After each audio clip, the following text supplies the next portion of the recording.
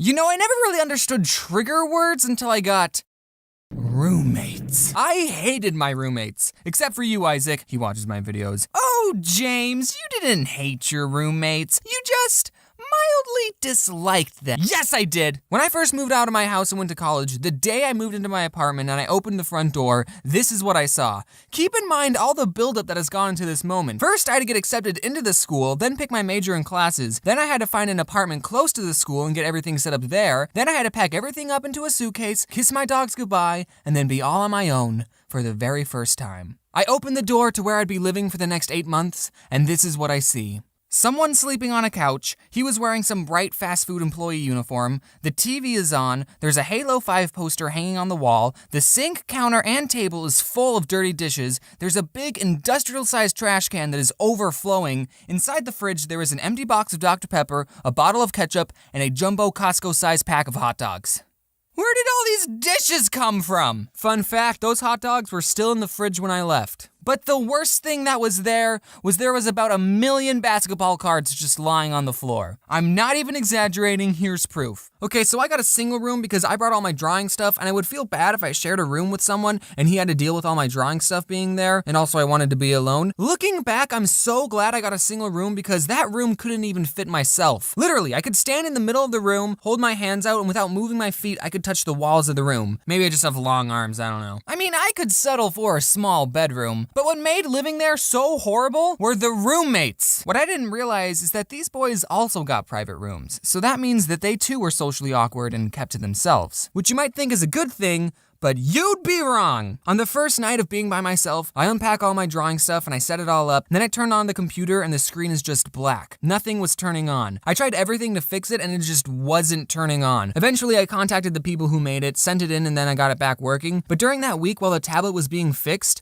like seriously, no joke, that was probably the worst week of my entire life. I'm being serious, making comics and YouTube videos was what kept me sane. And that first night of being on my own and my tablet broke, I cried, guys. I couldn't even eat food, I was that sad. I hit rock bottom. I remember just watching Captain Sparkles and Game Grumps highlights all day. But then the day I got it back, I was a drawing machine. I posted a comic the very same day. So let's spend the rest of this video talking about these previously mentioned roommates I had. The first person I need to talk about is Isaac. He was the only one that I like, and he's also the only one I told that I made YouTube videos. Now this boy wore Obey hats, he vaped, and he said stuff like, "That's dope." But you wanna know why I liked him the most? Because he did the dishes. Like, me and him did the dishes. It wasn't just him, okay? I'd probably never become friends with him in any other circumstance. Just wanted to say that he was the cool one. I like him. Hi, Isaac. I miss you. I was looking at this post on the internet and it was where the old memes are today. And for the after picture for the Scumbag Steve meme, it looked exactly like my roommate, who I'll just make up a fake name for, Steve for convenience. I'm pretty sure I was roommates with a meme. Just put a fedora on this meme and boom, that's my roommate, Steve. And it was a very fitting meme too. This guy wouldn't do the dishes, he always cooked this ramen thing in the microwave and would leave this gross juice stuff behind. So then when I would go to use the microwave, it would get my paper plate soggy. So I would have to check every time before I used it to make sure there was no juice stuff behind. And also at night he watched anime without headphones, subbed. Anime has a certain sound to it, I don't know if you knew that. It's like normal Japanese, but really emphatically. Luckily, it was usually late at night when he started watching, so I would just have to get to sleep before he started and I would be all good. James, why didn't you just ask him to turn it down? I did! One night I went into his room and I said, "Hey man, can you turn it down?" And you know what? He did turn it down for that night. That night. That one night. The very next night, but you know, he wasn't too bad. He would spend most of his time in his room playing video games, and I would spend most of my time in my room drawing. So except for the microwave juice thing, we didn't get in each other's way too often. Here's actually a funny story. So when I was filming the part in the vegan video when I crumpled up Oreos over Reese's Puffs, Steve walked into the kitchen and he saw me filming this sugary vegan concoction, and I just said to him, "Don't ask."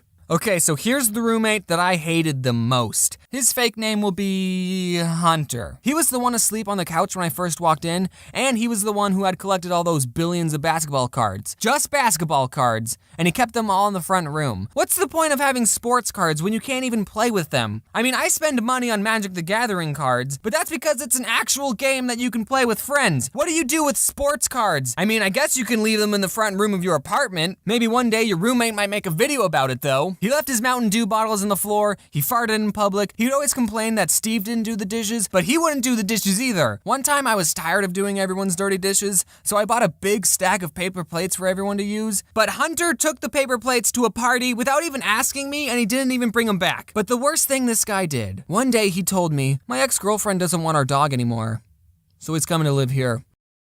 What? So this boy wants to bring a dog in an already very small, cramped apartment. I couldn't believe this. The dog's name was Snoopy and I loved him. Hunter would put him in his kennel at night, but one night I was like, hey Hunter, Snoopy can stay with me if you want. And then boom, from that day forth, I was the one taking care of Snoopy. Snoopy would now sleep in my room, I would be the one who took him out for walks, and I fed him slices of lunch meat. What was great was that when I would go into the kitchen and Hunter would be watching TV, he would call for Snoopy, Snoopy, Snoops, Snoops. But he wouldn't come. This dog would follow me everywhere. And then one day Hunter said, hey, do you just want to have Snoopy? I was going to get rid of him. And then I said I would take him. And then later that same week, Hunter moved out. He took all the toilet paper too. He basically gave me a dog. And of course I loved that dog. But we lived in such a small space and I was always busy with school and drawing. I knew these weren't the best conditions for a dog to live in, and I'm pretty sure my apartment didn't even allow pets. So I asked people I knew if they wanted Snoopy, and my grandma got one of her friends to take care of him. So I dropped Snoopy off and I've never seen him since.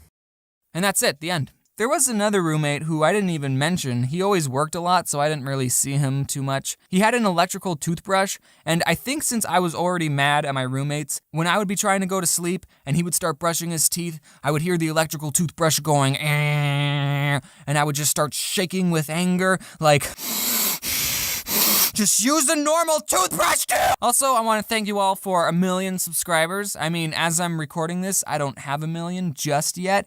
But hey, when this comes out, maybe I'll have 1 million, who knows? I'm counting my chickens before they hatch, and there could be another YouTube purge.